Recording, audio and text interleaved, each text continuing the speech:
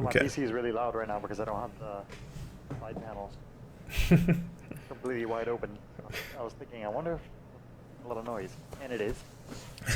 All right, we're gonna go live right now. Let's see what happens. Make sure we're kosher. Sweet.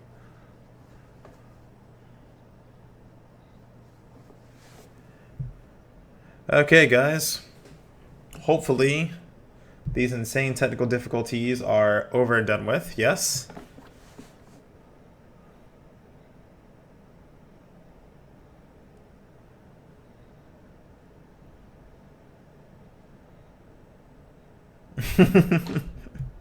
No, nobody say anything. Okay, we should be good to go.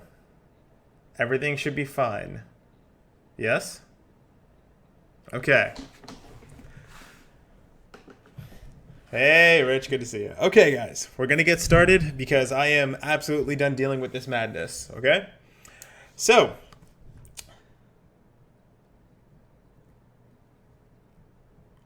all right. So we're holding up.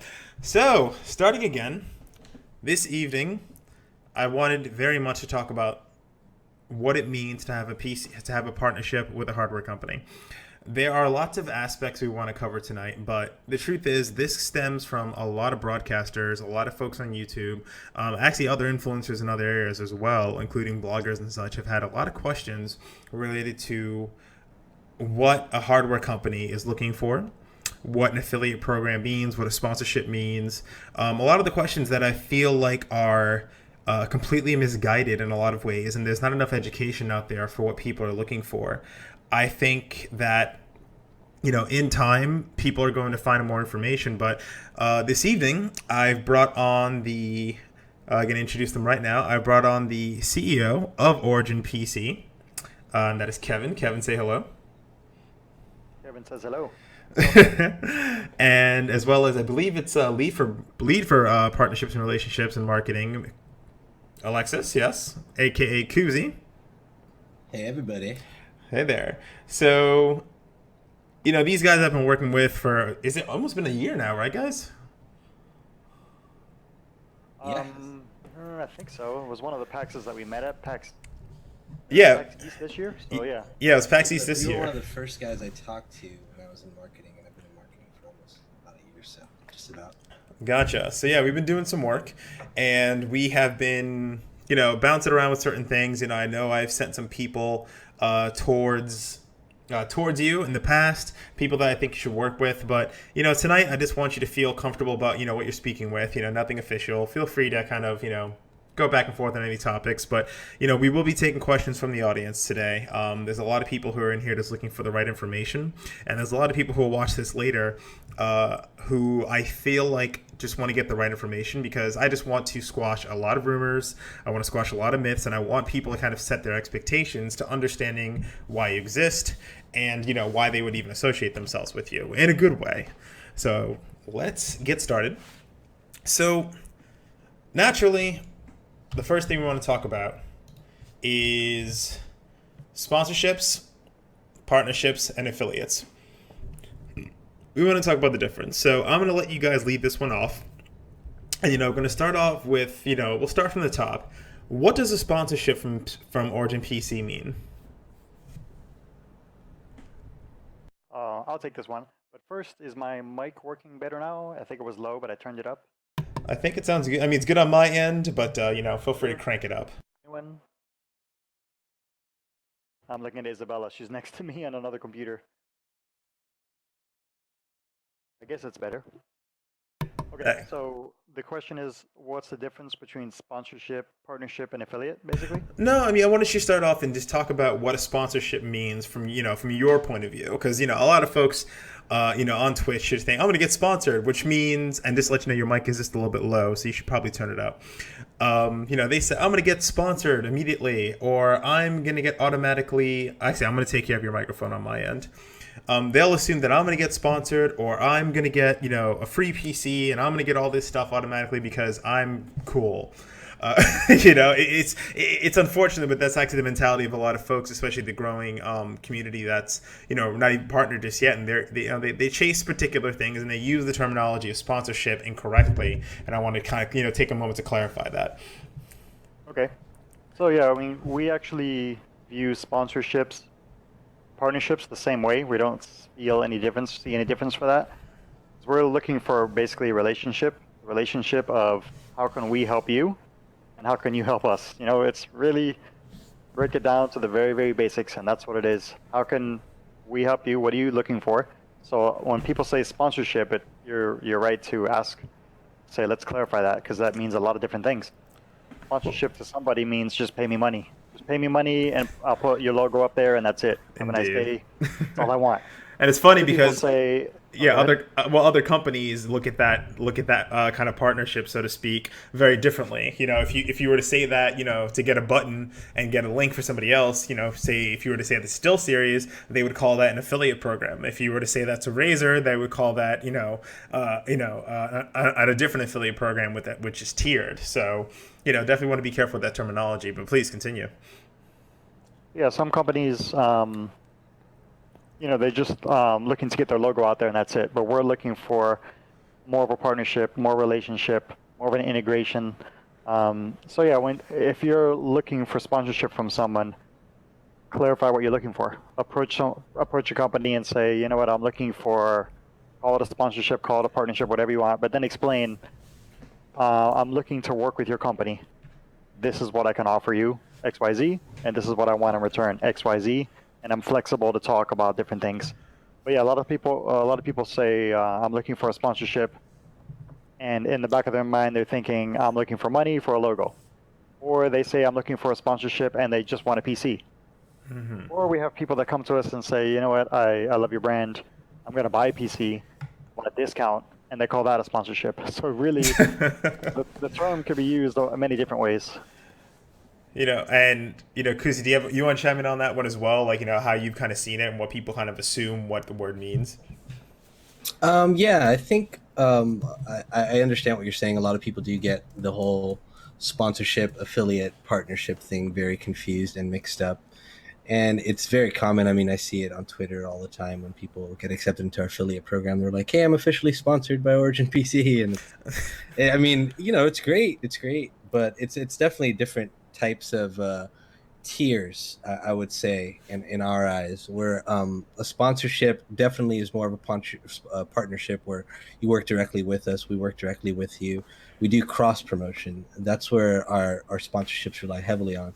And really, a lot of people are like, "Oh, I don't think I'm big enough to be sponsored by Origin PC," but it's not all about the numbers for us. Obviously, it's got to make sense for us, but we really look for people that are good to work with. Like a lot of the people that we sponsor are guys that I've been fans of, are people that I watch on stream and that I get along with. Perfect example, Towley. Me and him were speaking through Skype and having Skype meetings well before our partnership ever landed. And I just knew that I wanted to work with him because he's such a great guy, very humble dude, has been around the game doing it for a very long time. And that was a very easy pickup. With affiliates, what we do is if you can go to our website and sign up to our affiliates program, and essentially what that is you just get a percentage of any sales that you refer to us, and that's something that pretty much anyone can do that wants to get our name out there. It's also something that we do with sponsors, obviously, because we want them to promote our brand and get something out of it. So that's in my eyes, that's how I see it. Excellent. Well, the way I look at it so far, some of the education that I'd like to start getting out there is when people, look at that sponsorship, that, you were right about saying, I want a PC or I want kind of this. You touched upon something really important when you mentioned that you want people to come to you and say, here's what I have to offer. Here's what we have to offer. Let's come together. I think that, with that statement, you're saying that you have the ability to empower other people and say, hey, I have this particular idea, or, this is an opportunity for a streamer who's a business owner to come in and say, hey, here's my marketing deck. Like, here are my numbers. And it's not just some ridiculous email, get some proof in there, show what kind of impacts you have on your community. If people were maybe just a little bit more buttoned up about how they approach you, I imagine some of the relationships would probably be a little bit quicker, even just a little bit more satisfying. Yes? Oh, absolutely. When people approach us via email, via Twitter, via walking up to us, we listen to everyone and we get back to everyone. But however, the people that are more organized and more professional tend to get back to them quicker because it's just much easier to get down to the exact ROI of what's going on here. You know, are we going to Exactly. benefit by working with this person? Are they going to benefit from us? Is it going to be a long-term relationship? Then we move forward. If it's somebody looking for something short-term and we can't really measure the ROI, then that's where we say, you know what, maybe we can't do this right now. Exactly. And just so everyone's clear in the chat, ROI, return on investment, there is a back and forth here. It's not quid pro quo, so to speak, but you do have to be able to sell yourself. You do have to be able to come to the table with something that says, hey, we can do something together. And, just as I said earlier, it's not just about, your numbers and your following and how big you are. It's what you intend on doing. You have a lot more power to come with intent and to come with a plan. And that way people know, okay, well, they're organized. We could push things forward. If they happen to experiment with certain things, they can trust you. It's how I work with folks. And I think it makes perfect sense. Casey, do you want to chime in on that one as well? No, absolutely. I completely agree with you there. Like I said, it's really like Kevin said, when someone approaches us in a way, they kind of become business minded already, where they're like, this is what I can give you guys in return for this being what I want from you guys. And it's much easier for us to determine at that point. You don't like I deal with a lot of the emails and stuff for sponsorships, and a lot of them are just very, very quick and to the point, like, hey, I need a free PC. It's like, okay, Right. like, who are you? Explain yourself a little bit better. And I try to get back to those people, of course, too, and try to get more information out of them, because you never really know who you're dealing with at that point. But it's always so much easier on our end when you come business minded and you know exactly what you're looking for and exactly what you're wanting from a. Indeed. And by the way, your mic is cutting off just a little bit at the end there. I think you should, just letting you know that's happening. But, Okay. I think it's extremely important to remember this. When you come to the table and, you're looking for something else, guys, the last thing you should do is go chasing a PC. Like you're saying, if you're a broadcaster and you're streaming and you've got systems and such, and all of a sudden you realize you're about to go down the drain and you want an affiliate program to kind of you need a sponsorship to kind of dig you out of there. That's not helping you at all. I know that money's tight and people aren't going to drop $3,000 on a PC, but even if you get the affiliate program available to you, all of a sudden you're just going to jump into all these contracts and jump into all these expectations that you're not mentally or appropriately ready to commit to. And when you all of a sudden just say, hey, they might save me, I might get a new PC, and all of a sudden all my dreams can come true, that's kind of ridiculous. I mean, I'll use a kitchen analogy. If you don't have knives to work with or tools to work with, why would I hire you? It's like, hey, I'm just going to give you a PC and you're going to promote us because your channel doesn't really matter how many followers you have. Even if you've got the most followers in the world, that doesn't necessarily mean that the investment they have in you is going to make sure they get the ROI back on that. And, I'm not sure if you guys agree with it, but I would really like people to stop chasing hardware partnerships for the wrong reasons. I think you should really consider the fact that you believe in the brand. That's number one. If you already have a product, if you already want to work forward with it, there's something about maybe different individual parts of the business, even your mission statement that they agree with. I think you should chase that rather than going, well, these guys could help me out with my PC dreams. I mean, what do you think? I'm glad you said that. That's exactly, 100% exactly what we look for. People who are interested in partnering with our brand.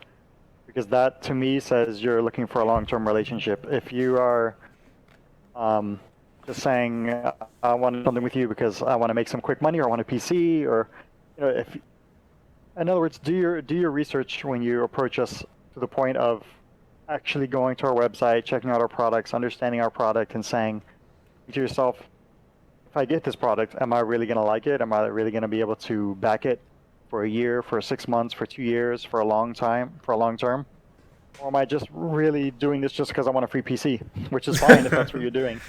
Exactly. But we're looking for the people that are really looking to understand our brand and become part of the family, help us boost our message, help people more about our brand. And we want to tell people more about the people that we work with too. Indeed. But if we feel like somebody's approaching us and they're being 100% just completely business, either they're unorganized, so that is one strike against you. But if you're organized and you're just all about the numbers and the business, and you don't understand our products or our brand or care to even take the time to look into that, to me that says, okay, they're probably hitting up a bunch of other PC companies all at the same time with all this generic information. And they're just going to go with the highest bidder. And, maybe I'll get them this time. Maybe somebody else will get them next time. Yeah, But I got to there's a tell lot of you companies out there, guys. so Indeed. we know there's a lot of PC companies out there, and Oh yeah. if you're interested in working with us, that's great. There's a lot of streamers out there, and if we find a relationship, we both can work together. That's awesome, and it's gonna last a long time. If you see the people that we partner with now, they stay with us. They don't partner with us and then leave and go somewhere else. They tend to stay with us. Yep, and it's funny that Kevin mentioned that, how some people just shop around and go to different PC companies. You can really tell right off the bat when those emails come in. In fact, sometimes, and of course I wouldn't mention any names, but I have gotten emails where they're like, "Hey, I buy power. We're looking for blah blah blah." Like, the copy paste, right? yeah, the copy paste, and then they write back like, "Oh, I'm sorry, I sent that to the wrong one." Here, and it's the same exact email, just with Origin PC switched out. All wonderful. I got to tell you, everyone really needs to watch out for that. People are just as guilty about it when it comes to games as well. They'll be like, I'm looking for X game, and copy paste insert game here, and they give you the numbers and they talk about it. But if you just take a few minutes to talk about what you intend on doing, and this goes for any other hardware company, this goes for SteelSeries to Astro to whoever out there, like there's a person behind a desk who's going to be reading this. It's not a machine that's auto printing sponsorships and it just goes away. And the biggest downfall about this is here's the worst part about this, and this is really directed to the streamers who are here right now listening. Guys, this is the worst thing you can do to yourselves. You have a voice. There are people who are sending you free codes for games. There are people who are partnering with you, and you're not taking the opportunity to make an impact. Like, there are people out there who are, like guys like Bifuteki. I'll give him credit for this. He'll hop in and say, "Hey, I'd like to work with Origin for this particular event. I am a streamer, but I'd like to bring everyone in on this one."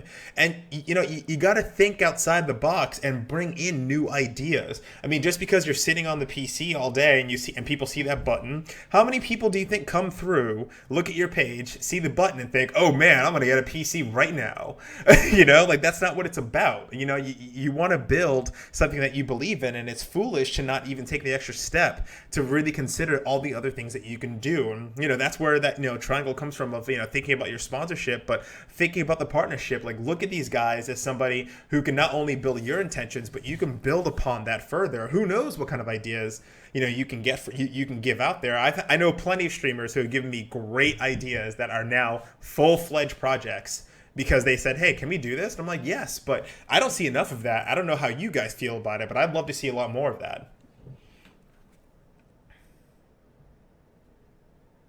Guys? Yeah, sorry. Okay. I was on mute. Go ahead, It's okay. No, go ahead, Kevin. Go.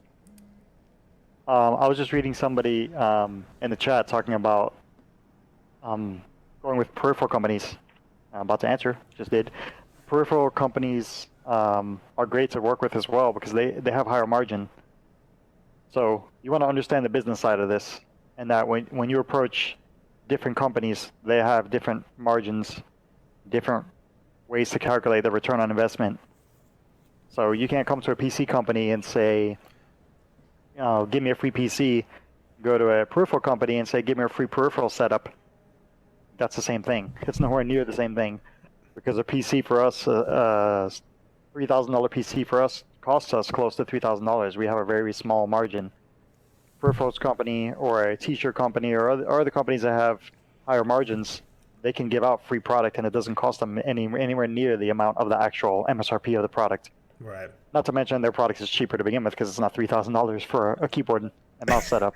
Exactly. But understand the business side of it. Don't approach every company the same way, thinking, "Oh well, hey, we get this from people. We actually get people telling us, oh well, this peripherals company. I mean, I'm not going to mention any names, but they're like, oh, this company just gave me this and this and this, so you should give me the same.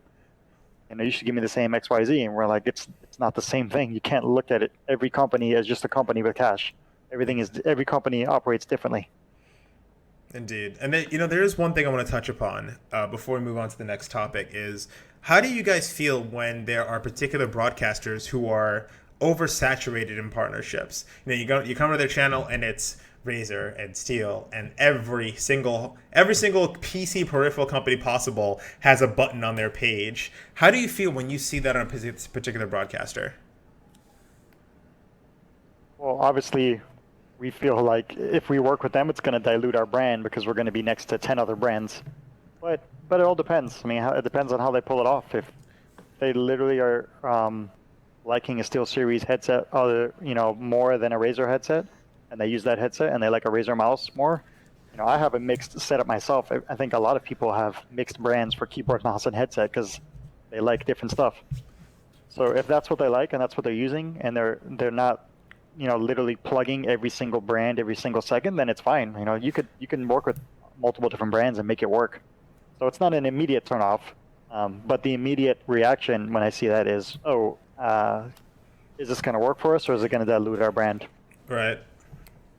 I mean, I'm very skeptical. I mean, I do happen to work closely with SteelSeries, and if I ever do make if I make a recommendation for the team or an affiliate program, I will look upon their channels and take a look at what they're doing now, who they're partnered with. I mean, I'm more comfortable looking at somebody who partnered with NatureBox before they partnered with Geekbox or you know what I mean, like, or Loot Crate. I people who kind of thought outside the box. Like, I would love to see more people partnered with something way out of there. Like, I want to see somebody who's partnered with a pet company because they have like a puppy cam, and they, hey, by the way, you all have dogs and cats, you get a percentage off by partnering with me. Like, really kind of thinking outside the box. Yeah, I'd like to see much more of that. When companies do that. What's that? The jerky company that sponsors a lot of streamers. That's hilarious. It's awesome. Hilarious, and it works because heck yeah, they sell a lot. I'm more inclined to be like, hey, I like jerky. Oh, it's only $15 and not $1,500. Yeah, I'm likely going to do that. Right. Yeah, that's another thing too that streamers and people looking for partnerships and affiliate programs especially should realize when it comes to oversaturating your brand, your personal stream brand, by bringing in a lot of partners like that. It looks bad upon you. It's really hard to focus. Like, if you're partnered with one peripheral company, genius, because then you can show off all the peripherals and sell them, and those are impulse buys. Those are cheaper products that someone could actually be looking at your stream and you'd be like, you know what, like, okay, $30 for that mouse, heck yeah, I can buy that right now. Boom, and you've made a sale on your end, and you're good. That's why I personally feel focusing on one type of brand is a good idea when it comes to if you're partnered, like if you're affiliated with, you see Razer and SteelSeries and Corsair and all these people. It's like, oh, like, make up your mind. Who exactly are you pushing here? It's not like no one's really going to take you too seriously, I feel, if you're saying like, hey, I love my Razer mouse, and you have all these Corsair logos under you. It's like, well, who are you trying to sell here? I don't know. It's just kind of weird in my eye. I agree. It's kind of like watching a NASCAR driver that has Tide, Sears, everyone else on them. It's just like, well, I don't really care about anybody now because you're a giant, you're a clown. And, that's going to lead me to my next topic. If you're going to be doing this for this, obviously, what do influencers get out of it? That's the question. And it's very, really, it's just benefits. I definitely want to talk about what the people you have partnered with have gotten out of these relationships. And I definitely I want to communicate a few things that I know other people may get out of it that they may not see. But, Kuzi, I'll actually start with you on this one. Like, what do people get out of this? Well, I can just, as an example, I'll use Tally again because he's one of the first guys I worked with. Me and Tally worked together very closely right from the get-go. Tally has all my personal information. If he ever needs anything from me, he's more than happy to reach out to me. Likewise for him, my channels or his channels are open to me, which is great. Is there anything I ever need him to help me out with? He's always very good. But what does he get out of it? Of course, he got a badass system, which is, given. He's part of our affiliates program, which he does very well in. We also gave him a lot of promotion on our end when it came to, he was the first live build we ever did, which I think was actually a really good thing because it kind of tied both our brands together. Like Tally and Origin are now kind of a thing. Like we get a lot of overflow into our stream. He gets a lot of overflow into his stream from just guys that are back and forth, which is great. We helped promote his YouTube, via our social media. That's one thing that we like to do with all our partners. If they put a video up that they want to help us promote, especially like our unboxing video, of course we'll promote the crap out of that for us. That's just an example. Kevin, do you have any other things on your top of your? Yeah, you touched upon a lot of the stuff that we do is, like you said, our community that we blast out the information to our community, and we do it in a way, like you said, with a live build, or in like organic ways. We don't just blast out there like, hey, go watch this guy because we sponsor him. We tell our community, hey, go check out this guy or girl because they're awesome because of these reasons. And these are some of the things we're doing together, and you could see us together at these events, XYZ.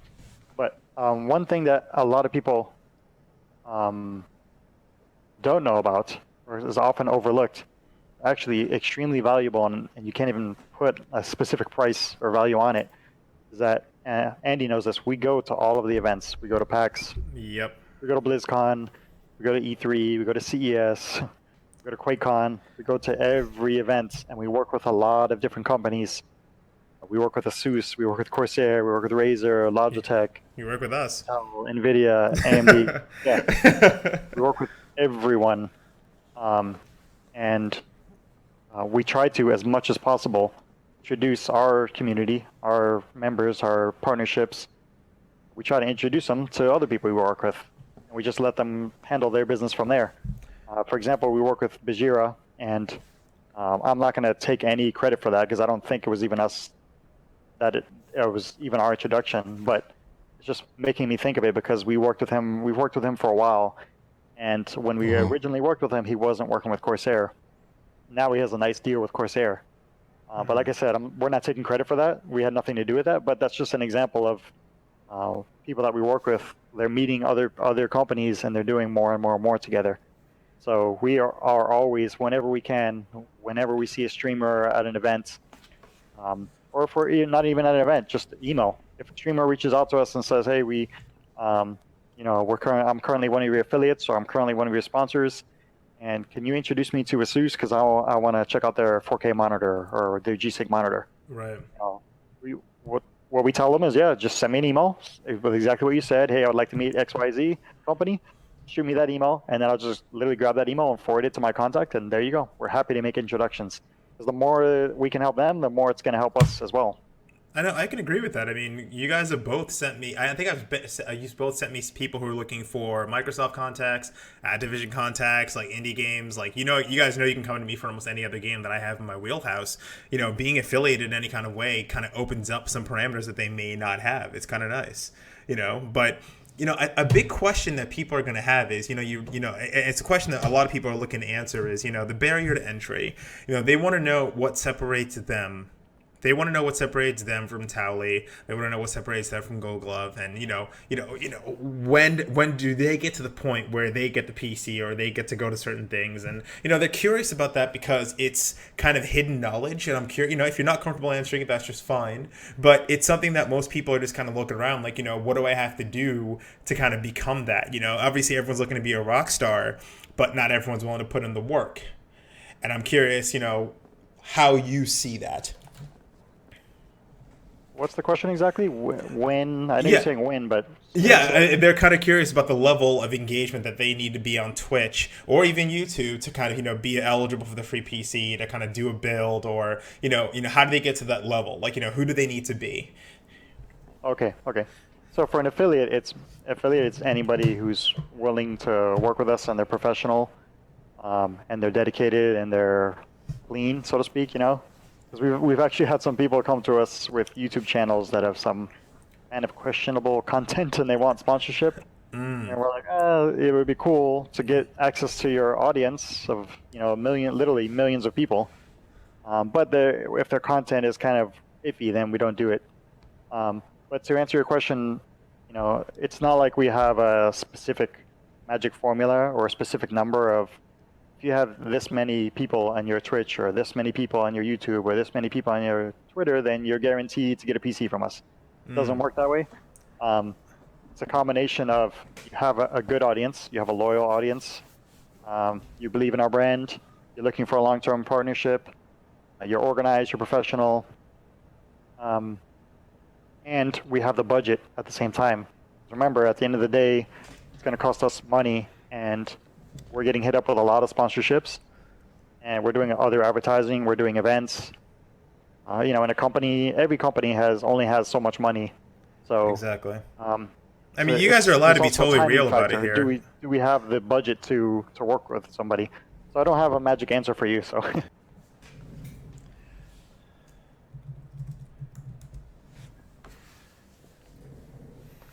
We should be back now. That is annoying.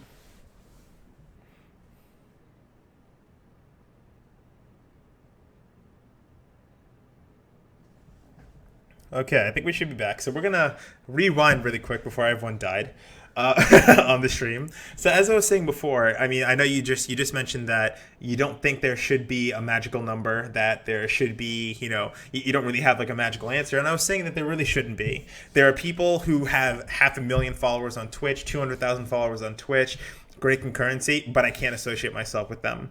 Whether it's whether there is their personal affiliation with certain folks or just their attitude in general that says, I don't want this brand connected to my clients.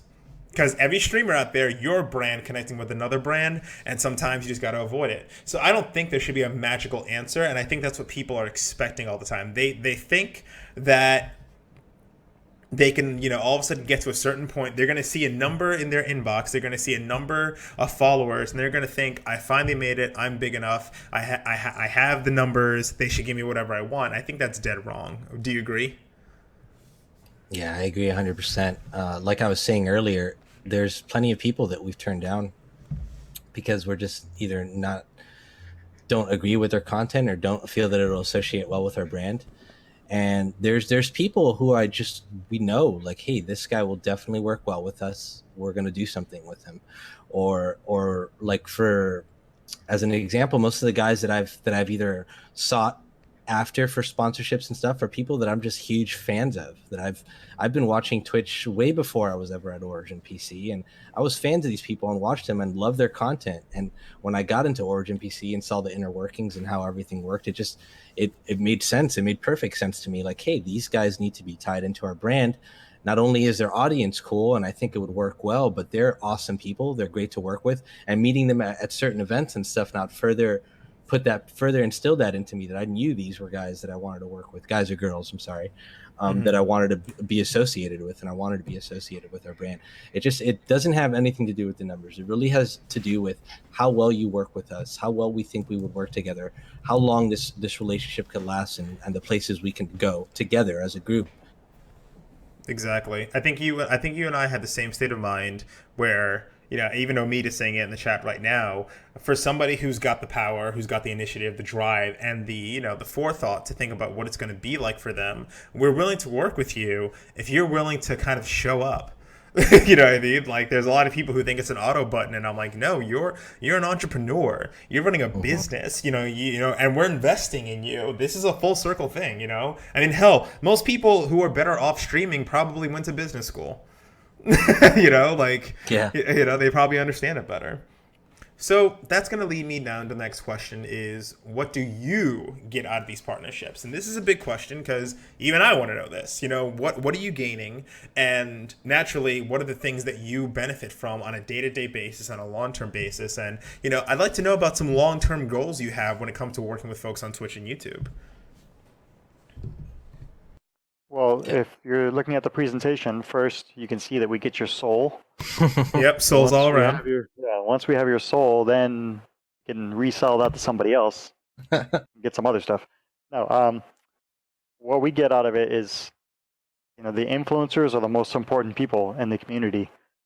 Because when Origin PC gets in front of the community and says, hey, our PCs are the best, of course we're going to say that. And they're thinking, well, of course you're going to say that, that's your company. But when an influencer gets in front of the community and says XYZ brand is the best, people tend to say, I'm interested in hearing more about this because I value this person's opinion. If they think it's cool, maybe I'll think it's cool. I'm going to take a look at that. So the power of the influencer is just huge.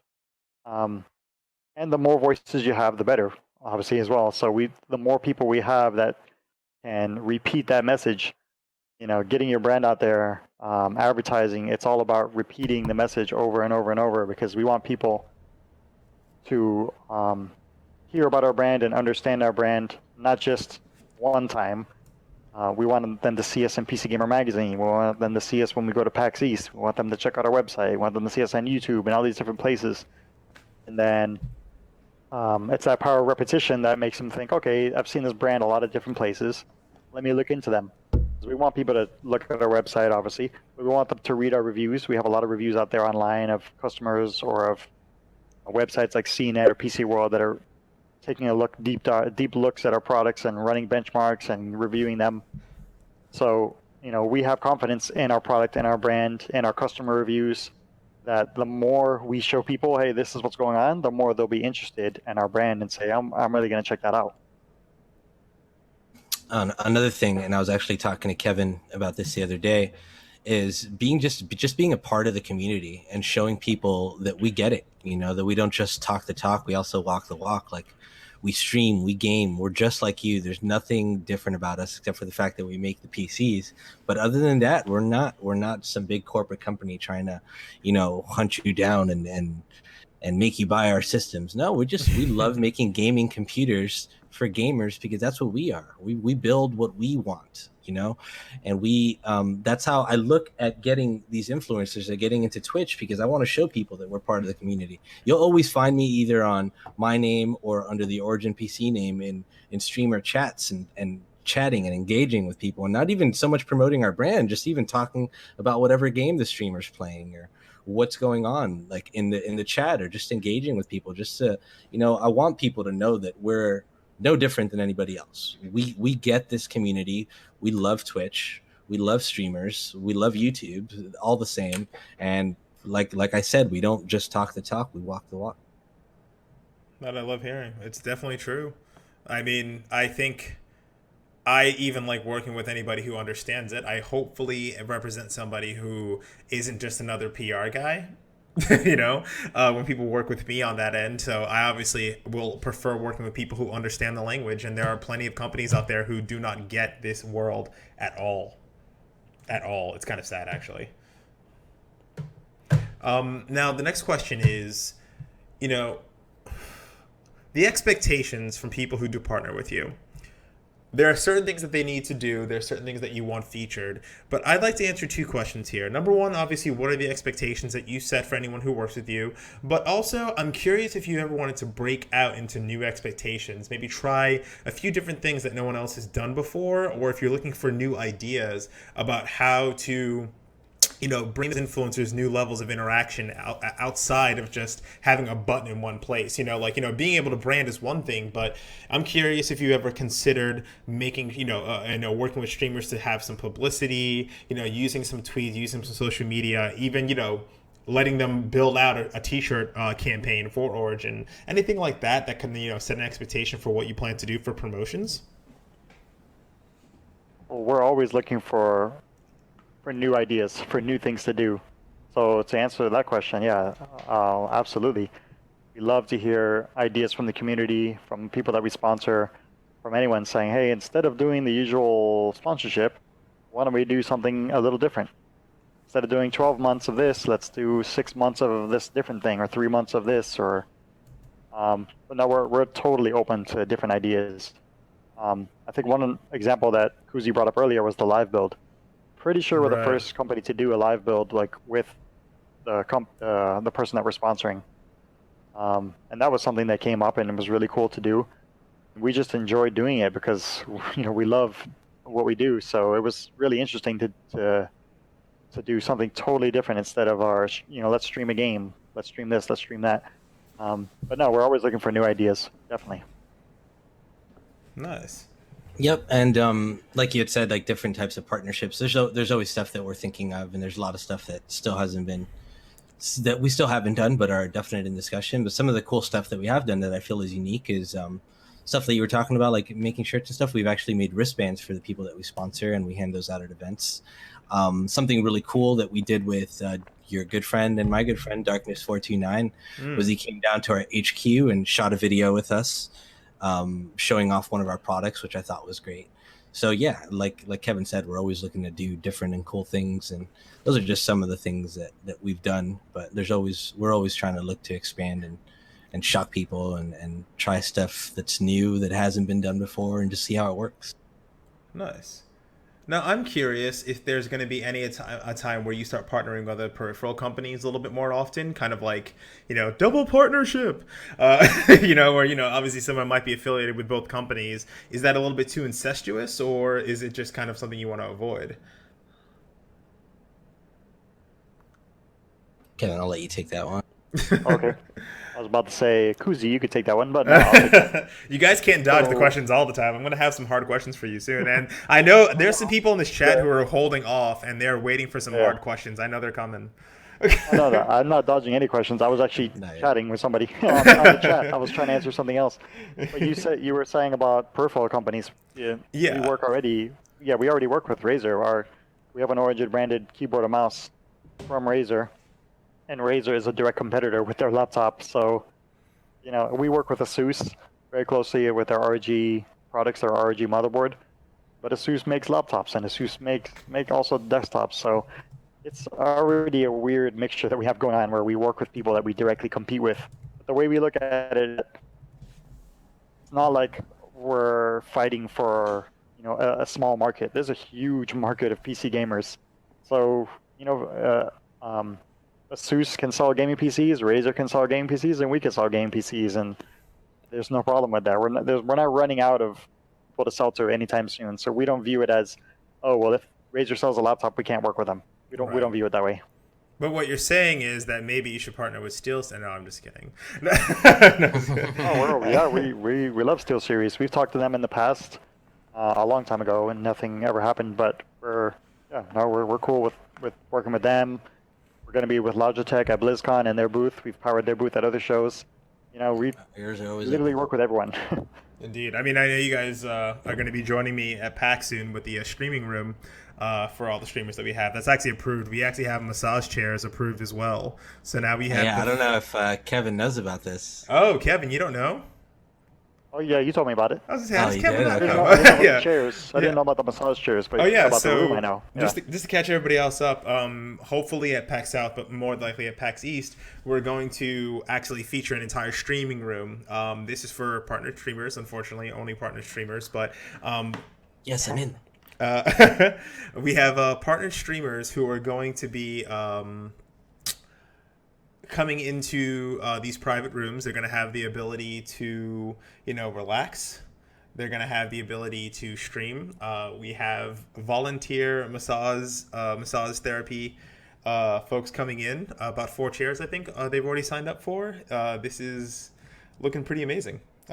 So just some love for you guys. The idea is that broadcasters can decompress, step away from the show floor, be able to connect with their communities again, and be able to kind of step away, because there's usually a press room where folks can do that, but for broadcasters who are recognized extraordinarily heavily in public, often you guys have seen it, where they don't have the opportunity to kind of relax a little bit. That's what we're going to be doing. Yeah. So just out of curiosity, who are these volunteer masseuses? Am I going to be getting massaged by Kitty Plays Games, or is it going to be like Elohim? I mean, I'm sure Elohim would gladly volunteer to give you a massage. But I know he would. Actually, no, they are professional. They are professionals. Good. They're going to be out of Boston, and they volunteered their time. They really enjoy the entire network, and they've actually thought about doing this for quite some time, and it's good that we're going to have the opportunity to do that. So it's going to be good.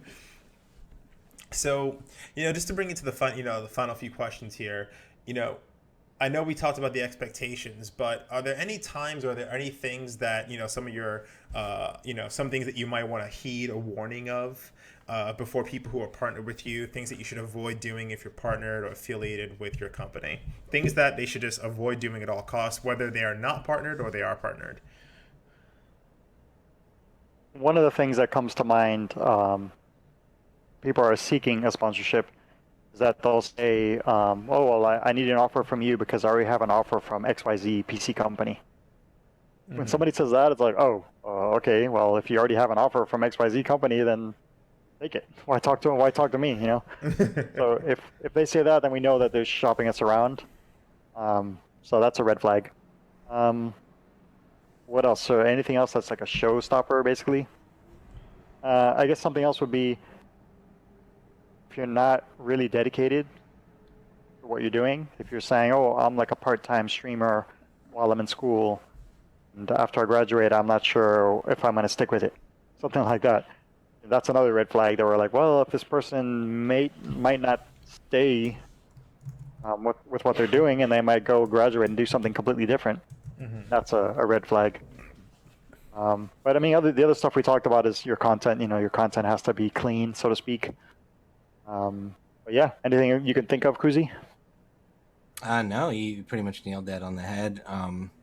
Definitely. I mean, I always like streamers, to be honest and stuff, but when you trash talk other companies, you know, obviously they're not going to trash talk to people they're partnered with, but that's always like raises a red flag when I see people maybe trash talking other companies that are maybe even associated with us and they may not know about. That's always just that's not really a good look in my opinion. As a streamer, like you should always be honest, obviously honest with your audience. And if you're having an issues, there's better ways around it than really just berating the company, especially when it's like an uneducated berating, when you really, especially being in the industry and knowing a lot of the innards, not really making these educated assumptions about certain other companies and stuff. That's something I kind of always frown upon personally. You just cut out there. What was that? What was that last part? That's something I just currently like I normally frown upon. Gotcha. I agree with that. Oh, that's a really good point about honesty and bad mouthing other companies. Or if you're giving too much information, if you come to us and say, "Oh, well, I used to work with XYZ company," and you just start telling us tons of information about that company that's really under NDA, it's another red flag of, you know, now I know whatever I tell you, you're going to go tell some other company. So, Right. and like Kuzi Right. said, if you're bad mouthing somebody, no matter who they are, um, there's just no place for that. Because that makes me think, well, if you're bad mouthing this person, you might be bad mouthing us behind our backs. Who knows what you're doing? But yeah, those are really good points. If there's one thing that I have absolutely learned about the gaming industry, and even more so about the streaming, influencers and such, it is such a small world. It is Oh yeah. absolutely a small world. Everybody knows one another. Everybody's connected. Everybody talks. And when you kind of drop the ball in one court, people will come after you. It's kind of a shame, but it's the truth. Yep, it's very true. So, no, naturally, a big reason why a lot of folks have probably come here tonight, they've learned the truth about some things, and and I'm glad we got some clarification. That was my biggest goal for this evening: clarification about what's really going on with partnerships, and people are kind of bouncing around, and I feel like everyone's looking for the wrong information. So now, when they apply, when they put themselves out there for the partnerships, when they put themselves out there, you know, they put the application in. What did they expect from you? And what they expect of you. When you have that, when you have that conversation with them, or when they put the letter out there, what are they going to be waiting on? And what's the best presentation to put your foot forward? I know you guys have touched upon this earlier, but before we get to the questions from the chat, which they've been answering here, what are you thinking? Well, some of the stuff we already talked about, we'll hit upon again real quick now. Professional, you're organized. One thing I didn't talk about was also provide as much information as you possibly can provide. I don't think we've ever had somebody send us a proposal or a request for sponsorship. Too much info. Nobody's ever given us too much info. The Right. more info, the better. About your audience, about where you're going to be in the next 12 months, personally, about what you expect from us, and you want to deep dive to your audience as well. Don't just say, "Oh, I have 100,000 followers." We want to know you have 100,000 followers, but how many of them are to PC gaming, if you know that information. A lot of people don't know that deep of information, but a lot of people know where their audience is coming from, especially YouTube and streamers. They know how many people are in the US and Canada or North America as opposed to Europe. That's one of the things that people oftentimes don't give us, and we always have to ask. Well, sure, you have a huge audience. How many of them are in the US? Because that's what I'm most interested in. Mm-hmm. So if you could provide that information to us and any information you have about your audience and about what you're going to do. So really, the more info, the better is key thing to add to that. Right. I can touch on what they expect of us, what they can expect of us once they're partnered, once they're with us, is a real partnership. That's the way I like to view it as. Personally, everyone that we sponsor has my personal cell phone. My lines of communication are constantly open for them, no matter the time of day, no matter what day it is. If they ever need anything from me, whether it comes to just basic questions about their stream or basic questions about their computer, or hey, you know what, I just saw this new product, Kuzi, what do you think of it? Can you tell me a little bit more? Do you have any information about it? Always it's a full-on partnership, and if they're ever having any sorts of issues, anything that I can help them out with, we're always there. That's one thing that they could always expect from us. That's pretty awesome. And I love the fact that you take so much time to really make sure they feel special. It's why I like working with you. It's why I like working with SteelSeries. It's why I like working with real human beings who get this world. And I'd like to take a moment to, to kind of build on that, on why I take the time to understand everyone I speak to. If anyone's ever spoken to me or Yukuzi, you know everything about them. You know what I mean? Like, you know their Twitter, you see their backgrounds, you know what they like to eat. You know what I mean? Like, we all go out to eat with each other. And I think it's super important to take the time. When you say you need to have their information organized, you need to be able to say, okay, here's my channel, here are my numbers, here are my concurrent viewers, here are the games that I play, here are the games I'm going to play, here's everything that I'm about on a couple pages. Here's when I got partnered, here's what I plan on doing down the road. There's nothing wrong with having a business plan sent to you guys. And most of you could probably benefit from doing something just like that, where everyone takes you just a little bit more seriously on the partnership end of things. And you can even organize yourself little by little by saying, okay, this is who I am. I took a step back. I was able to see what kind of streamer I am. These are the games that I play. These are the communities I'm with. You took a step back and analyze yourself, and take a look at how other people are looking at you. I mean, it sounds a little bit preachy, but is it really all that wrong?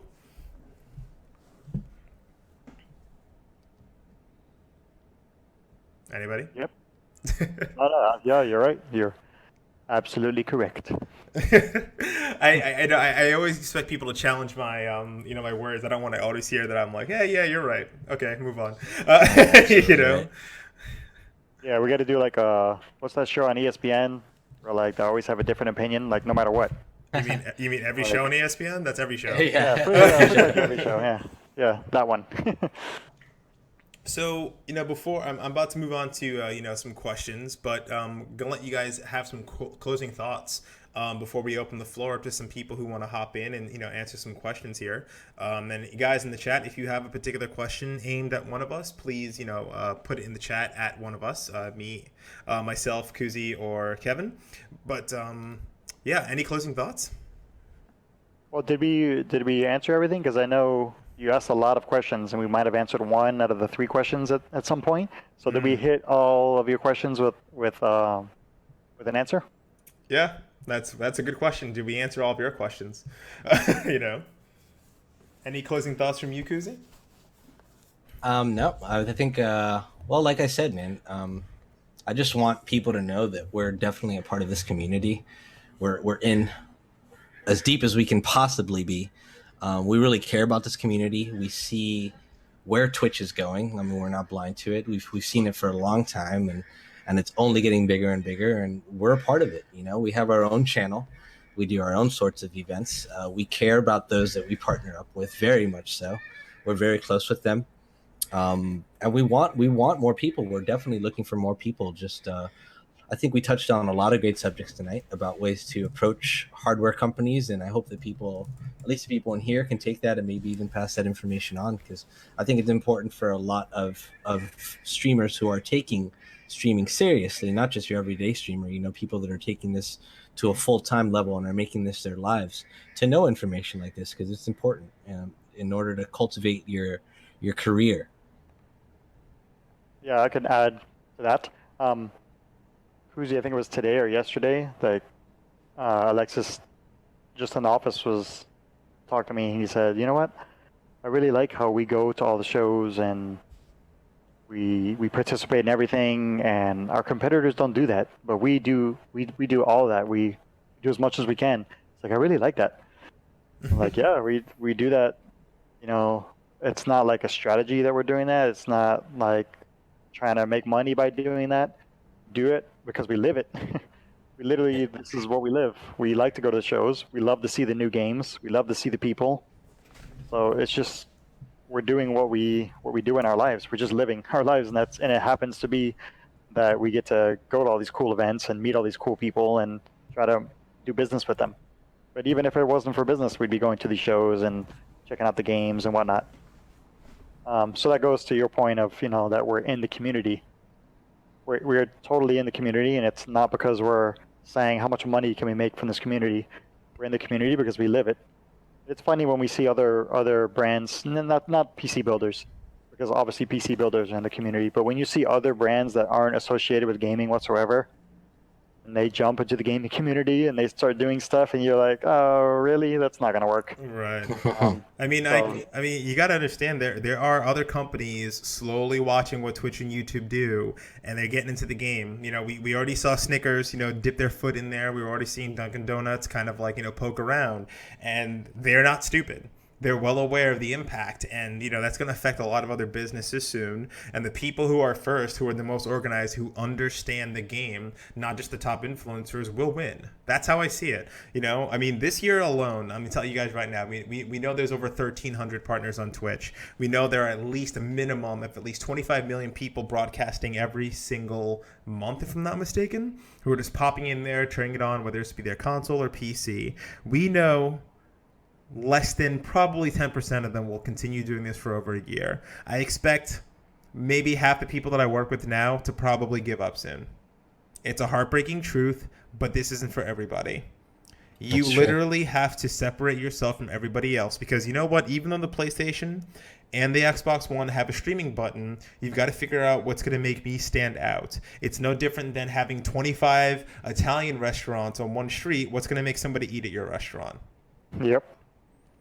And that makes a difference with everyone you partner with, everyone you stream with, every stream team you join, every time you broadcast. Everything you're doing is a business decision. If you want to be a full-time streamer, if you want to be somebody who makes a living off of this, you've got to take the steps. But if you're somebody who's there to enjoy the community, if you're somebody who's there to just, go day to day with just being able to play video games and do it with people that have a good time with you, then there's no reason to chase sponsorships, and there's no reason to chase things that won't benefit you or the company in the long term or the short term. It's just unnecessary. And I think that some people should recognize that. And there's going to be a time where we have to start making some huge separations. And I think that's what makes the difference between a lot of the broadcasters who will make it and the ones that I won't even see by this time next year. Yeah, it's very true. And with the expanse that Twitch is growing, and there are a lot of new casters out there who have some really unique stuff going on. I love looking at all the new guys on Twitch, and I love that Twitch is now doing those partner spotlights for the lesser known streamers. I think it's really cool, and it gives also the veterans who've been doing it for a long time a little bit of fire under their asses, if I could say. Oh yeah, you can say that loud and clear. They're coming for you. Right. To kind of up their game a little bit and try different and new things. And like you said, a lot of people are going to give up, and it sucks, but it isn't for everyone. But if you put your best foot forward and work hard and dedicate yourself to your brand and never fall short, don't say you're streaming this day and then not do it, or take like week-long breaks, especially when you're new. When you're a veteran and you have your audience, at that point you can probably do whatever you want. But for these new guys who kind of don't take it as seriously, but they portray themselves as they are taking it seriously, it's not going to work for you. you got to really dedicate yourself to this if you want to make it work, if you want to make it something you do. Indeed. Try to find a niche also. Try to find something that makes you different. Stick with it.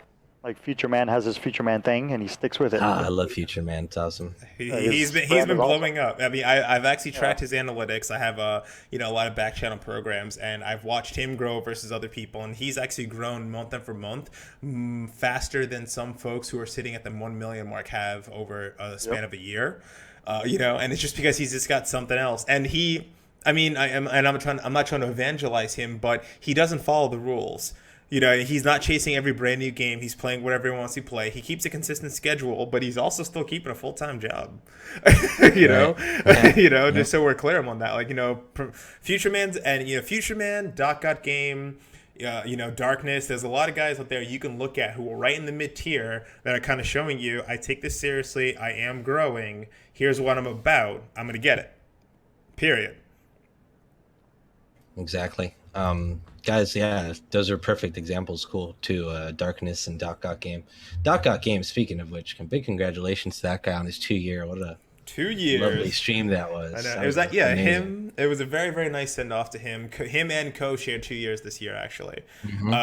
Which when you look back at that, if you ask yourself what you're doing 2 years ago, I feel like a chump. I'm sitting there only watching Swifter, like maybe 2 other streams, and only watching Evo, and it's just like I had no idea these guys existed 2 years ago. You got to give them props. Well, guys, Opening up the floor. I think I've opened up the floor for a while now, and it looks like we let me see here. I don't think anyone's got any other questions. Any questions from the audience? Any questions from the audience today? Yes. Well, we wait for questions. I have a question. Yes. What's up with the waffles? Okay. All right. Just to give some know, background on the waffles. Many people here know that I'm a former chef, and I have legitimately, collected waffle irons in my past, and I actually have an official waffle maker here in the office. We have 3 waffle makers here at my office right now. So I do make waffles for guests when they arrive. I actually buy very, very expensive, like $20 bottles of syrup. I take my pancakes very seriously as Holy well. crap. And people think I'm joking until they come and eat them. Even my staff was just like, "You're joking, right?" And I'm like, "You've seen the photos. I'm actually making waffles next Tuesday because our client from Daybreak, the creators of H1Z1, are actually coming here next week, and they are having breakfast here at the office, and I'm handling it. And I'm never joking. So if you ever come to New York, or for every opportunity, making breakfast is my thing. So all right, so we have to go to New York, or you come to us and bring the waffle maker, or you bring the waffle maker to an event, maybe? I don't know. I think we need to put the branded Origin logo on a waffle iron and just start that's a branding genius. waffles. All right, so branded, how about, okay, I got it. This is what we need to do. Branded Origin waffles at the PAX Lounge. How do we do that? Beautiful. Let's Yeah, I actually like talk about that offline. Yeah, we're talking about that offline, but we got 2 questions from the chat, so we'll go in order. Now, number 1 is from TMS Equality. What kind of advice would you give for streamers who can't travel to make a good impression? So that question's to me, and I think Kuzi can actually speak to this because you speak to people who are across the board often. Number 1, you can't always go to every single con, and even if you go to cons, you need to be personable enough to make friends. Let me be very realistic with you. If you can't always travel, the presence that you have online, on Twitter, on any other form of social media, including other groups, you make that impression there first. Because everyone that I've met at cons, I met them through email, we've had banter back and forth, and then when I saw them, it was like, hey, I'm not a random stranger anymore, and we had big hugs. I've hugged almost every single person I met for the first time, You can make impressions. Agreed. Yeah, you can make impressions very easily if you are, if you have good presence online. An extension of your entire online profile here is absolutely dedicated to how you perform on social media and how people view you in the public space. Because essentially, you're on stage when you walk out there as cons. So if you can't travel, then you might as well make a presence that's strong, and that's the best way to go about it. Yeah, I agree with you there. If you can't make it out to the cons, definitely emails, communication online, be personable, and try to at least make it out to one convention. Conventions are great for networking and meeting people. If you do make it out to a convention, and everyone listen very carefully to the sound of my voice, if you do make it out to conventions, bring business cards, okay? I meet so many streamers, especially at TwitchCon, which blew my mind. I met so many streamers who was like, oh, I didn't bring business cards. I didn't really know. I'll learn for next time. It's so important. You meet so many people at these conventions. And if you don't have something to go back to later, chances are, unless you did something outlandish, like streak nude with your email written on your chest, no one's gonna remember. You need to have a way to commute, like to give these people your brand on a piece of paper so that they know who to contact, or they know who they're speaking to when they get contacted. It's very important. Indeed. I actually had a gentleman, Mr. Mustachio, give me his business card, which was a package of ramen noodles. I never forgot him, and I immediately Wow. I had a package of ramen noodles in my bag. I had to take a picture. I couldn't take it with me, and I was just like, how can I ever forget you? It was pretty brilliant. Kevin, I'm Wow, sorry. that's cool. Oh, I was just going to add to the travel, um, the question about traveling. Don't feel like you need to travel to every event, be taken seriously, because I really don't expect everyone to be able to go to every event. It's not cheap. You have the flight, you have the hotels, and the hotels jack up their prices during the Mm-hmm. cons. So we know it's a lot of money to go to an event, and it's time. People are working other jobs possibly, or they don't want to leave their stream. Right? So I don't really expect people to go to every single event. So that doesn't, to me, that doesn't mean I don't take anyone any less seriously when they email me and say, "Oh no, I'm not going to be." Well, like if we're talking to somebody, um, in the middle of talking to someone, a lot of times when we're talking to different people, we say, "Oh well, let's just continue this conversation at PAX or whatever because it's coming up next week." This happens all the time, and somebody writes back and says, "Oh, I'm not going to be there." We don't take that as a strike against you, not at all. We're like, "Okay, no problem if you're not going to be there." But like you were Exactly. saying, Andy, you don't have to be at the events. You could be personable and professional online, in your email, in your Twitter contact, however you're contacting us. Just be friendly, be real, like Kuzi was saying. We don't like people who are dishonest for whatever reasons. If they're hyping up their numbers too much, or if they're talking trash about other companies, just be yourself, be real, be friendly and professional, and don't worry about going to every single event. Exactly. Excellent. So the next question is from Rarsnax. If you are the lead for a team and you have a company that you work with, but your team wants to work with a competitor company, if the competitor comes to you and says, we won't work with your team without you, what would you do in that situation? So it sounds as if, there'll be a conflict of interest there, but what would you do in that situation? I think that was That's like a word rough. problem. That was a tricky one. Say that again. Yeah, I mean, I'm What? just reading it the way it's If written. the train is traveling Yeah. 25 miles per hour, If you're on a train headed to PAX at 25 miles an hour, and your teammates are on a train, So I'm just gonna. Maybe I just read it the wrong way, but it looks like okay. But, no, I understand it. If you're yeah. on a team you go, Kuzi. and if you're on a team and your entire team's working with one company, but you favor a competing company, and then I can't do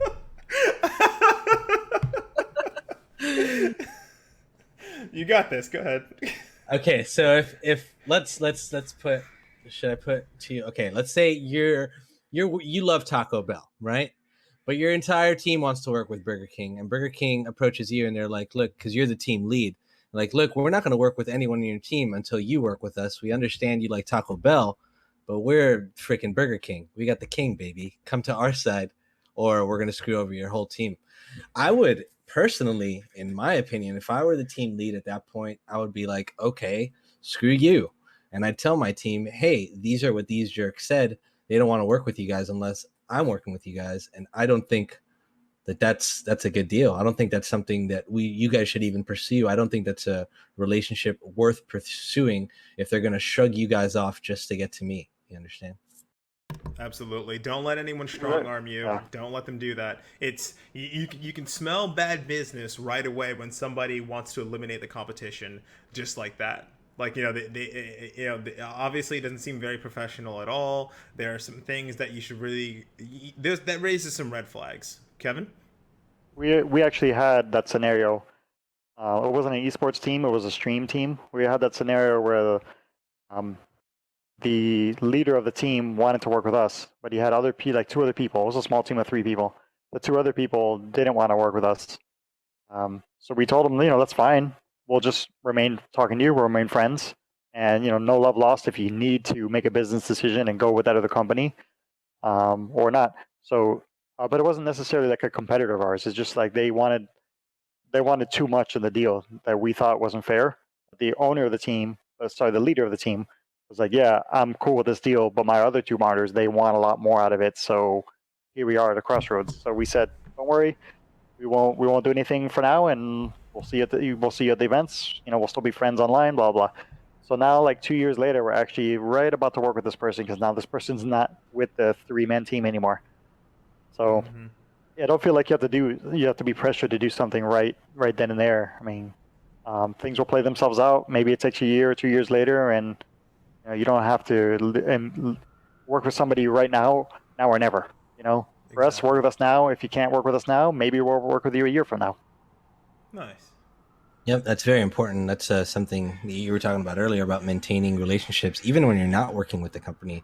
I think it's very important to maintain the relationship. If you guys, there's a lot of streamers that we couldn't work out a certain deal at a time, and it's either gone both ways. Either they dislike me for it, and I see them at events, and they start unfollowing me on Twitter and stuff like that, just because we couldn't work out at the other time. But there's other guys who do the opposite, who maintain the relationship. You know what, Kuzi, I understand the position your company's at, but don't think that that affects us in any way.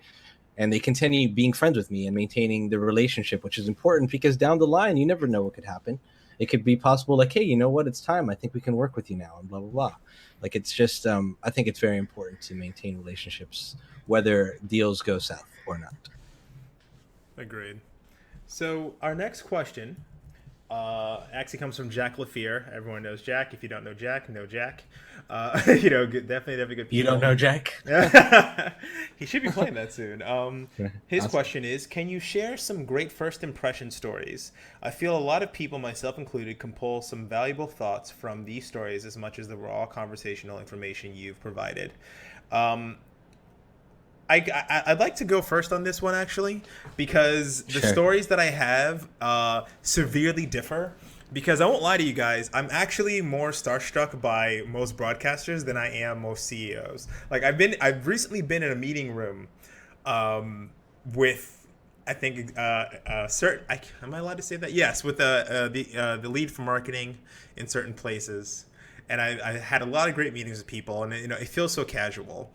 But then all of a sudden, I walk over, at TwitchCon, and I'm looking at Lyric, I'm looking at Sacriel, I'm looking at Ammunition, I'm looking at JP, and I'm like, oh my god, because they're people that I see every day, and yeah, I can actually get starstruck. I mean, Brian Altano from IGN probably was my biggest moment of stupid when I was Yeah. starstruck, and the truth is, when I do meet certain people, there's two sides to me that, there's a side of me that's excited about, meeting this person because obviously there could be a relationship there in the future because I do think about business. But another me is just like, hey, this person's just kind of cool. I would hang out with them, and more often than not, so far, every interaction that I've had, meeting everyone for the first time, has been extremely humble and Yep. very, very casual.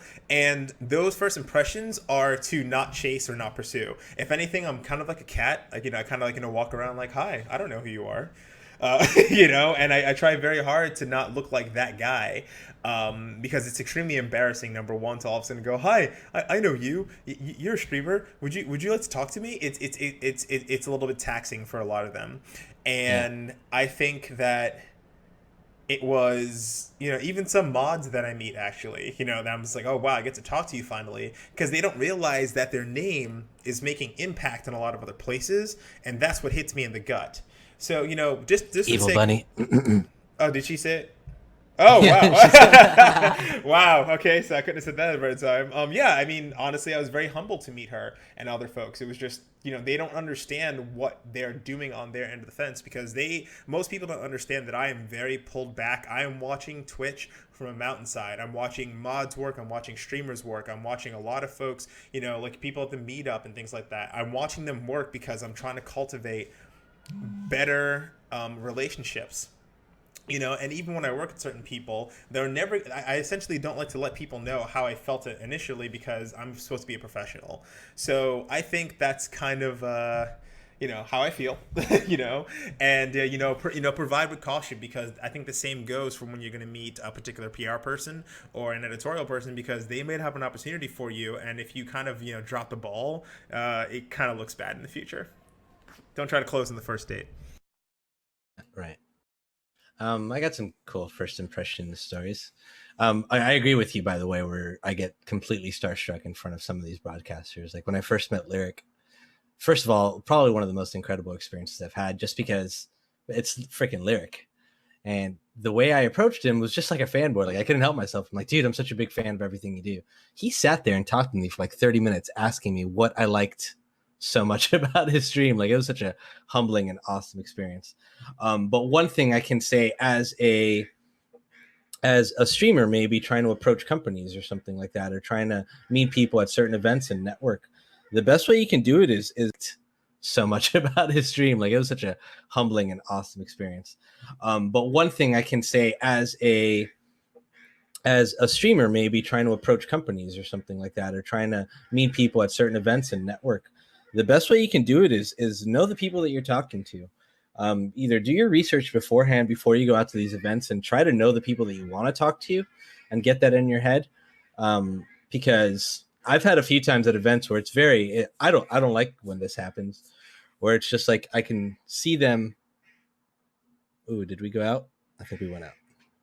No. No. Indy, still there? I'm still here. It's freaking I was like- transcoding. Gotta love that. Like, ugh. Okay, I think we're back. We're back? Okay, yeah, we're back. All right. Where was I? You were just talking about, chatting up with certain streamers and talking. Oh, right. When you're a streamer and you're trying to meet up with people, definitely do your research and know the people you're talking to. Because a few times I've had a situation where I've seen someone being very rude to me, and then suddenly they find out that I work for Origin PC, and their whole attitude completely switches. Do you really think as a person that you would want to deal with that person if they're just like, oh, hey, what's up? Oh, you work for Origin PC? Oh, hey, how are you, man? How's everything going? Blah, blah, blah. Yep. Like, definitely do your research on the companies you want to talk to or the streamers that you want to meet up with. Don't act like your shit don't stink, if I can say, because it doesn't really work well with people. Yeah, Another I great met some first streamers impression. who have absolutely burned their bridge with me in 5 to 10 minutes, and they've done it several times where they've just like, I have no good reason to work with you. I don't care what your following is. I take them off of every list. Just being honest, like I don't necessarily care. Right. It's not a personal thing. It's how they conduct themselves with myself and how they conducted themselves with my clients upon introduction, and that is saying a lot. You just represented an entirely new industry here. Straighten up and fly right. That's how I feel. Right. Another funny first impression story, which those are always good too. If you make a really funny, lasting first impression, like it can go a long way. And I'm not saying no, don't try to be funny. This person just accidentally did this. I feel, and it was Mr. Happy, Mel's beau. At the Twitch party, it was at the Twitch party, I believe at PAX Prime. It was maybe funniest thing ever. He walks up. I'm talking to Tally. And he walks up behind Tally and he's like, Tally, Mel told me I have to follow you around to be sociable because I'm not being sociable enough. That made me laugh so much. And I knew right then and there that Mr. Happy was a cool, funny dude, man. And I talked to Mike for quite some time at that party and really got to know him. And now we're all friends and I love him all. So really, make yourself stand out in a first impression. But I mean, know the person you're talking to and really not even know the person you're talking to. Respect everyone equally. Don't be a jerk. Don't go to these events thinking that you're great because you have, 1,000 viewers and everyone should know who you are. No, you know how many broadcasters there are on Twitch. Chances are the person you're talking to is not going to know who you are or not care who you are. So treat them with respect, and you will get treated with respect in return, guaranteed. I have a funny first impression story for you. So at the Twitch party at one of the PAX events, we're in the VIP area. They're just hanging out, and some girl walks up to me and says, "What kind of whiskey do you drink?" And I said, "I don't drink. Period. I don't drink whiskey. I don't drink." She's like, "What? You don't drink? Get away from me!" And like walks away all pissed off. Are you And I thought it was serious? funny. Yeah, but I actually thought it was funny. I was like, "Oh, that was funny," because she wasn't expecting that answer, and I really didn't think twice about it. Went upon, went my merry way, and then like 10 minutes later, somebody comes up that I know, and he's like, "Oh my God, I saw what happened, and I know her, and I'm forcing her to come apologize because of who you are." I'm like, she doesn't have to apologize. I don't care. I thought it was funny. I wasn't insulted. And then she's like, "Oh, I just want to apologize. Oh my gosh, it's okay. Oh, whatever. And I'm Leah, and I'm Soda Poppin's girlfriend, and I can introduce you to Soda Poppin and blah blah blah." I was like, "Wow, that's hilarious." And that happened one night, and then the second night, we actually got a gift from the Gray Box guys. They gave us a bottle of whiskey. Oh, yeah. So here we are with this special bottle of whiskey. Actually, I think I was there that night, and now I remember a lot of this. Yes. So here we are with this bottle of whiskey, special bottle, and we're in the bar, hotel bar, in the hotel lobby. There she is with some other people. So then I walk up to her. I'm like, "Yeah, I have a surprise for you. I have some special whiskey since you're such a whiskey snob." He's like, "Are you serious?" I'm like, "Yeah, I'm gonna give you guys a drink right now." So I asked one of my guys, "Oh, can you go up to the room and get the bottle?" He's like, no, that's not a good idea. We're getting in trouble." I'm like, "No, just get the bottle." He's like, no, we shouldn't do that." I'm like, "Just do it. Just get the bottle. It's not going to be a problem." He's like, "Okay." So he goes to get the bottle, comes downstairs. Then we start getting glasses from the bar so that we can pour everyone a shot. And we end up having like 6 people, then 7 people, then 10. We have like a huge number of people that are trying to get a shot. And we took so many glasses from the bar that like the final glass that we took, they started looking what was going on. And they saw us pouring shots. You're not allowed to do. You're not allowed to have your own bottle at a bar. So then we almost got thrown out of the hotel. Then they throw security on top of us, and they're like, "What are you doing? This is not allowed." And I was like, no, just talk to me, just talk to me. And I just walked away with security. I'm like, no, just talk to me. Don't talk to everyone else. Nobody's in trouble. It's my fault. So then I walk over there, and I was like, "I'm staying at this hotel. You can't kick us out of here." They're like, "Well, you're not allowed to have a bottle here." I'm like, "Look, we've been sitting here for 2 hours, and we can't get service because your bar is overwhelmed." So they're like, "Well, we have to confiscate your bottle. You can't take this bottle. It's a special bottle, a gift." "Well, we're going to hold it here. We have to hold it." So then I had to give them my card, and they had to hold it there. I had to get it the next day. They but it was, confiscated. Oh my God. and they almost threw us didn't out get of the it back. hotel. Yeah. They were like about to be thrown out. So the moral of the story is, when you're talking to somebody, don't insult them, and don't bring a bottle into a hotel bar because that's not allowed. I mean, that Lesson is learned. a series of misfortunate events. I would love to see Graybox's take on that one. That's pretty intense. Oh yeah, Graybox. Actually, I haven't told them yet. They don't even know about that story. You should tell them sometime soon. Almost got us thrown out of the hotel. I got to tell you. I mean, we're gonna close it off here, but just a bit of advice, guys. I know there's a lot of people who talk at bars. There are a lot of people who talk in bathrooms and things like that. I have sat next to far too many people at a bar unaware of who they are, and to this day, not once has it affected me later on if I had been a jerk. And that started with Design by Humans.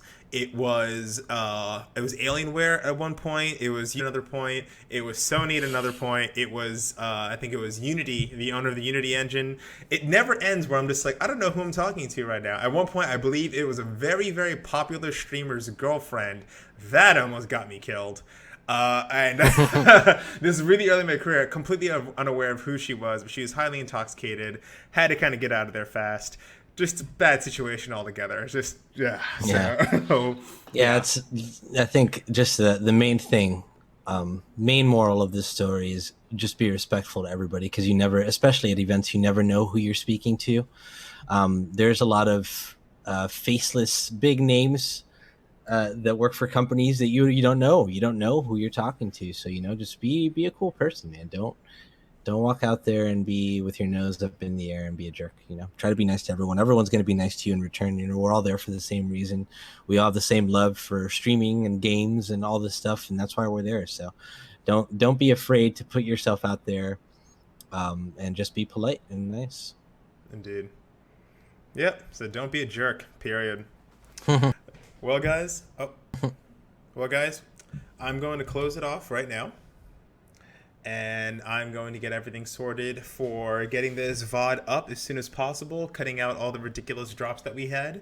But I do want to take a moment to thank you so much for coming on the show tonight and, getting some answers out there. Hopefully we answered all of the questions that we that we mentioned for everyone else. If there's things that we didn't discuss, you can feel free, if anyone's available, to toss our Twitters in the chat, because if you can knock that out really quick, guys, tweet at us, hit us up on email. Everyone here answers questions. Kevin, you're the most visible CEO I've ever seen on Twitter, by the way, just throwing it out there. Like, our food wars are ridiculous. You've seen you, me, and Omid sometimes, but I just can't believe how vocal you are. And Kuzi, I mean, to this day, I don't think I've ever been to a party where everyone didn't know you. You show up, it's like, everyone's Kuzi. I was like, of course, it's Kuzi. So guys, definitely hit us up when you get the chance, and hopefully we will talk to you soon. And any other closing statements from you guys, I'd love to hear them. No, I want to say thanks for having us on here. We're honored to that you want us on your show. We love talking about games, about Twitch. Just like I said, this is where we live. We can never talk too much about it. So we're always down to come on here again, talk games, talk streaming, talk whatever. And like you said on Twitter, I'm down to talk, so hit me up anytime. Very good. Well, guys, thank you for joining on the show. And I believe, just to let you guys know, the next topic, which I will try to schedule in for next week, we're going to be talking about Twitch education, stream education, and some things that might be missing from the ether.